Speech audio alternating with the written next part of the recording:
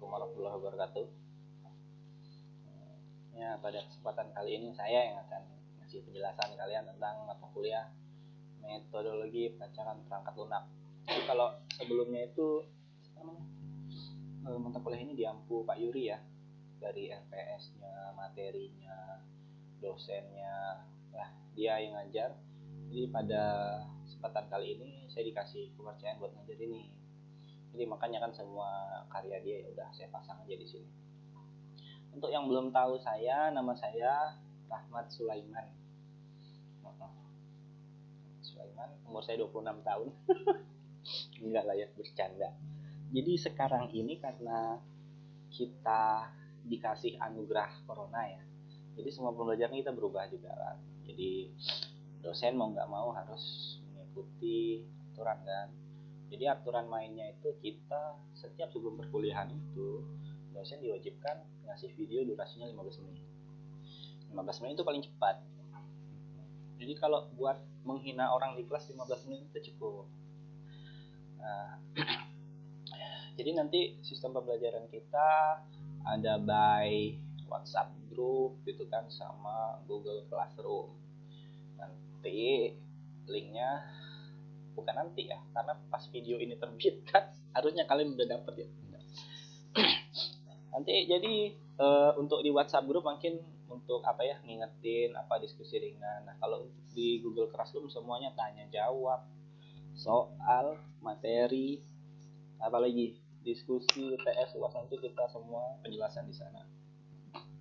Jadi perkuliahan sama saya itu simpel. Jadi selama kalian masuk 12 kali it's okay. Tapi kalau kalian masuknya kurang dari 12 kali, nah saya lambaikan tangan ke kamera juga.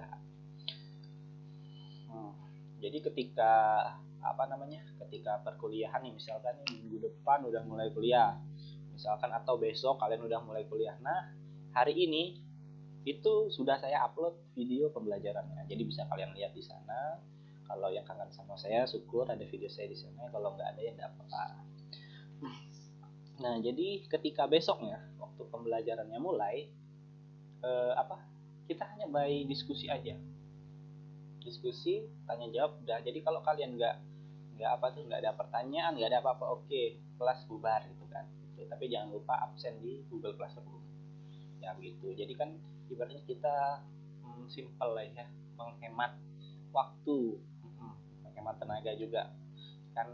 Corona ini juga kan kesibukannya berubah gitu kan ya, haluannya juga berubah. Jadi bisa saja kalian download video pembelajaran yang telah saya jelaskan, kalian dengerinnya di kebun, di mana, di kafe, di toilet, atau di mana, terserah kalian. Nah besoknya ketika jam perkuliahan sudah tiba, misalkan jam 8 sampai jam 10, nah berarti jam 8 sampai jam 10 itu saya akan standby. Kalau ada yang tanya jawab oke, okay. Kalau mau zooman kita it's okay. Jadi semuanya kita fleksibel aja gitu. Harusnya pertemuan pertama ini enggak itu ya, kita ya enggak belajar sama sekali. Tapi karena diwajibkan untuk 15 menit, jadi saya akan bercerita aja di sini. Kita pertemuan pertama nggak bakal masuk materi lah ya,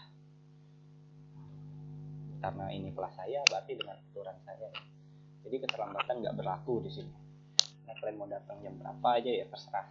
Tapi ingat, misalkan nih waktu perkuliahan saya jam 8 sampai jam 10 pagi hari Senin, kalian absennya jam 11, it doesn't make any sense ya. Nggak masuk akal gitu. Kalian ngapain datang cuma absen itu pun jam 11, nggak ada gunanya kan ya. Pasti saya coret, yang saya silang, bila perlu saya feedback, terus saya laporin ibumu buat dihapusin di kakak. Oke. Apa lagi ya? Oh itu ya, perkenalan sudah ya. Saya Rahmat Sulaiman. Jadi kalau ada keperluan apa yang menyebabkan kalian untuk datang ke kampus dan menemui saya, ruangan saya ada di depan musola, ada tulisannya LPPM. Kalian masuk saja, cari orang yang paling ganteng di situ, itulah saya. Apalagi susahnya kalau buat video pembelajaran kayak gini tuh apa sih namanya? Saya tuh hanya berbicara satu arah gitu loh. Nggak ada masukan dari kalian kan, nggak ada jokes, nggak ada nyeletuk, nggak enak banget ya. Nggak tau lah, mungkin kayaknya mereka nggak nggak senang lihat kita santai-santai kan, makanya disuruh tugas yang kayak gini. Padahal saya yakin juga kan nggak sampai 50% dari kalian yang bakal dengerin video ini sampai selesai. Ataupun dosen yang tugasnya meriksa apakah dosen lainnya buat video kayak gini bener apa enggak, saya nggak yakin bakal diperiksa. Atau kalau diperiksa juga enggak apa-apa kan, masukan buat mereka dengerin. Oke, ini kita masuk materi aja lah ya. Soalnya bingung saya, kayak orang gila ngomong di depan layar sendiri, senyum-senyum sendiri, mana lihat kerja saya kayak gitu pula. Jadi mata kuliah ini metodologi perancangan perangkat lunak. Jadi mata kuliah ini berapa sih namanya? Kita akan mempelajari langkah-langkah atau cara-cara bagaimana kita dalam menyusun, membuat, merencanakan sebuah perangkat lunak atau software. Jadi analoginya kayak gini. Saya yakin ya, kalian semua tidak ada yang tidak pernah masak mie katanya. Kalau kalian beli mie soto atau mie apa itu, pastilah di belakangnya tuh kan ada langkah-langkahnya. Misalkan 1, goreng mie, 2, rebus mie. Balik ya. 1, buka bungkus, itu kan. Tambah air apa segala macam. Nah, sama kita belajar kayak gini juga. Tahapan-tahapan, cara-cara nanti biar perangkat lunak kalian tuh jadi, intinya kayak gitu. Kurang lebih seperti itu analoginya apa yang bakal kita pelajari. Sebenarnya semester kemarin sih udah berkaitan ya, dapat ya. Cuman kayaknya mata kuliah ini mata kuliah satu linear ya. Jadi nggak bisa belajar di mata kuliah ini sebelum ada mata kuliah sebelumnya. Saya lupa apa ya mata kuliahnya. Kalau dulu namanya analisa perancangan perangkat lunak. Kalau sekarang metodologi perancangan perangkat lunak. Kurang lebih sama lah ya. 12-12 gitu kan. Pendahuluan ini materinya saya dapat dari Pak Yuri aja nih, cuman kan saya menjelaskannya dari sudut pandang dan pengetahuan yang saya tahu gitu. Nah, kalau yang kayak gini kan sebenarnya kalian dimanapun bisa dapat ya. Definisi sistem ialah interaksi dari elemen-elemennya kayak gini tuh sebenarnya kalian bisa baca, kalian dapatin dimanapun kan. Hanya cuman kan saya membuka pikiran kalian agar nggak terpaku pada buku, nggak terpaku pada Google apa segala macam. Nah, jadi sistem itu analoginya kayak gini lah. Sepeda aja. Sepeda nggak ada rantai nggak bisa jalan. Sepeda nggak ada ban nggak ada jalan. Sepeda nggak ada manusia juga nggak ada jalan. Nah, jadi kurang lebih sistem itu kumpulan komponen gitulah untuk mencapai satu tujuan. Nah, itu dibilang sistem. Jadi kalau mereka nggak kerjasama, nggak saling berkait satu sama lain, nggak bisa dibilang sistem. Mungkin kan menurut tata bahasa dari buku itu kan lebih keren, tapi kan kita tidak membiasakan diri kita based on the book. Jadi kita biasakan memahami sesuatu dan menuliskannya dengan bahasa kita sendiri. Jadi asal kalian paham aja, kata Pak Rahmat sistem itu seperti sepeda, jadi kalian itu bisa menuliskannya dengan bahasa kalian sendiri. Kalau kalau bahasa kerennya adalah sistem adalah kumpulan dari beberapa komponen-komponen yang saling bekerja sama untuk mencapai suatu tujuan. Itu kan klise banget. 2020 masih pakai bahasa orang, ini kita nggak pakai bahasa kita tapi maksud dan tujuannya sama kan. Gitu. Ada namanya ilustrasi sistem ya. Semuanya kalau ngomongin masalah sistem ya pasti proses input output gitu kan. Kebalik ya input proses output. Jadi kalau kita bilang sistem kan itu pasti ada lingkungannya, ruang lingkup. Pertama ada input itu masukan ya artinya. Nah, kalau proses itu kan ada banyak, ada komponen 1, komponen 2, komponen 3, komponen 4. Jadi ibaratnya kayak gini nih. Kalau inputannya pada sistem sepeda tadi, mungkin inputannya bisa ban, bisa pedal, bisa rantai, bisa batang sepeda, bisa apa lagi? Bisa manusianya juga. Ya. Nah, prosesnya kayak gimana? Atau komponen-komponennya kayak gimana? Nah, prosesnya tuh ketika mereka digabungkan untuk saling bekerja sama, nah itu yang disebutnya proses. Sepeda percuma dulu beli sepeda dahon, terus beli sepeda apa Brompton. Kalau nggak ada manusianya buat apa sepedanya kan? Nggak bisa dipakai juga kan, nggak berfungsi juga kan. Nah, sistem itu seperti itu, inputannya udah ada manusia, ban apa segala macam. Jika dikombinasikan untuk bergerak dari jarak yang satu ke jarak yang dua, itulah yang disebut keluarannya. Paham nggak? Kurang lebih seperti itulah. Makanya setiap ilustrasi sistem itu maka dibilang ada input, proses, output. Kalau pada sistem sepeda yang kita analogikan, outputnya apalah? Mencapai jarak satu dari satunya lagi. Prosesnya apa? Ada interaksi antara manusia dengan komponen lainnya, ban, rantai, apa segala macam. Tuh. Udah berapa menit ya? Oh, udah 11 menit. Senang saya 4 menit lagi. Jadi kalau materinya udah habis ya bodo amat, yang penting udah 15 menit ya. Oke, data. Apa ya? Data itu jeruk ini data, mouse ini data. Jadi data itu semua kejadian yang dapat direpresentasikan di dunia ini, nah itu data. Jadi misalkan apa ya contohnya, koma, titik, nah itu data semua.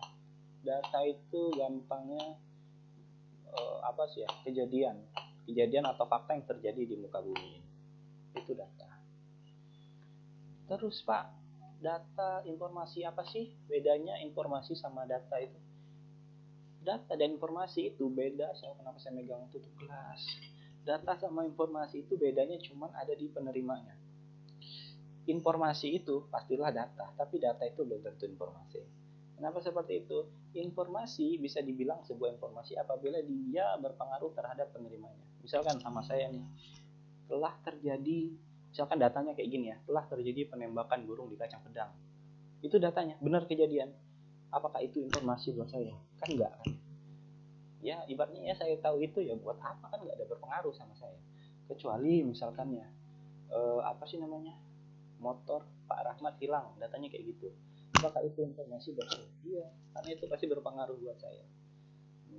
Jadi yang membedakan antara data dan informasi itu adalah bagi si penerimanya.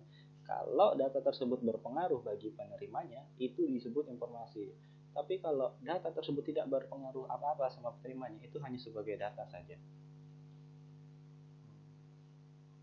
Mungkin kalau di slide kan ada apa namanya, tingkatan kualitas ya, atau tingkatan informasi yang bermanfaat. Ada akurat, tepat waktu, relevan, dan lengkap. Tapi intinya tetap sama ya. Misalkan kayak gini maksudnya, kenapa dia bilang informasi yang berkualitas itu harus memiliki ciri-ciri akurat, tepat waktu, relevan, dan lengkap. Jadi kalau informasi ini misalkan ya apa ya enaknya ya, contoh misalkan ya, kalau saya kan dari rumah ke kampus itu kan pasti lewat namanya Jalan Raya Selindung kan ya. Coba dibilang kayak gini, Jalan Raya Selindung hancur karena banjir gitu. Kira-kira berpengaruh nggak sama saya? Berpengaruh ya, otomatis informasi. Tapi ada satu hal yang lagi di situ. Apakah itu akurat? Apakah kita tepat waktu? Bisa saja itu kejadiannya di tahun lalu kan. Nah kalau kejadiannya di tahun lalu, kita tidak bisa bilang informasi tersebut akurat. Gitu maksudnya. Makanya kan informasi yang berkualitas itu harus disebut akurat, tepat waktu, relevan, dan lengkap gitu kan. Ya kurang lebih seperti itu. Makanya kan orang pernah nggak kalian dengerin film apa ya namanya, Battleship ya kalau nggak salah ya, dia bilang kayak gini kan, yang menang informasi itu adalah yang menang perang. Tuh.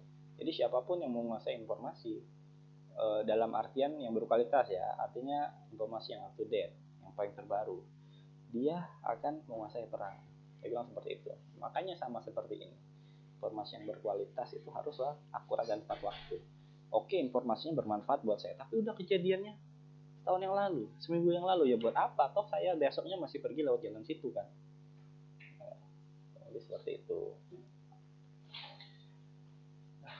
Hubungan data dan informasi. Saya minum dulu bentar ya, lumayan buat nambah-nambah waktu.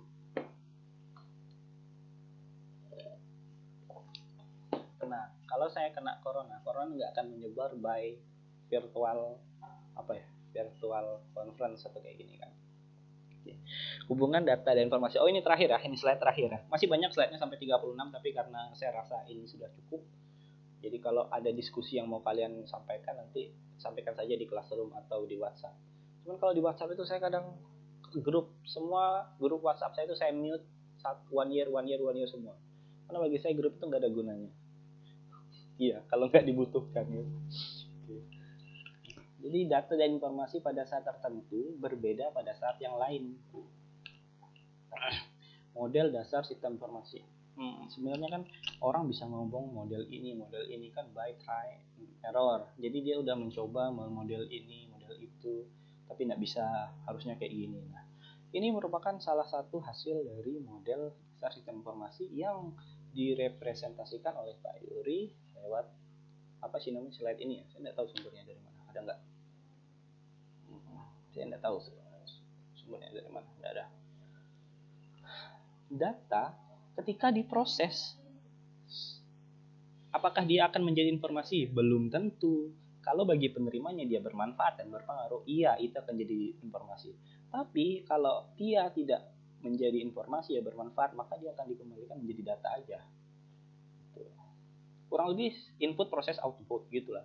Ini cuman saya lihat ada 2 kali skema, jadi dimana prosesnya 2 kali. Padahal menurut saya itu cuman cukup sekali aja proses. Intinya ada data atau kejadian, fakta gitu kan, sudah terjadi nih, disampaikan kepada orang yang menerimanya. Apakah itu bermanfaat? Kalau itu bermanfaat atau berpengaruh pada penerimanya, oke, fix dia informasi. Tapi kalau dia cuman sekedar berita-berita biasa aja, nggak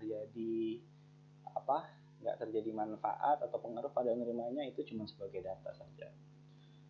Ya, mungkin untuk video coba-coba kali ya, 15 menit. Ini udah berapa? 17 menit. Oh, udah lewat, tapi lumayan lah ya. Jadi mungkin itu aja, sekian dari saya. Saya yakin juga kalian juga bosen kan dengerin saya ngomong 15 menit kayak gini, apalagi nggak bisa diskusi langsung kan. Nah, jadi kayaknya tiap pertemuan saya akan memodelkan kayak gini. Saya mungkin akan ngejelasin 3-4 slide saja, selebihnya kalian baca sendiri agar ada timbul kemauan untuk bertanya dari kalian. Itu. Di lain sisi mungkin saya malas untuk menjelaskannya kan ya. Dan juga itu juga bisa menjadi kelebihan kalian untuk bertanya, oh Pak ini apa, itu apa. Nah, kalau saya tidak tahu saya akan bilang tidak tahu, kalau saya tahu saya akan kasih tahu semuanya sama kalian. Karena ingat, dosen itu boleh tidak tahu tapi tidak boleh berbohong. Oke, selamat pagi ya. Assalamualaikum warahmatullahi wabarakatuh. Sampai berjumpa di pertemuan berikutnya. Semoga bahagia, jangan lupa pacaran.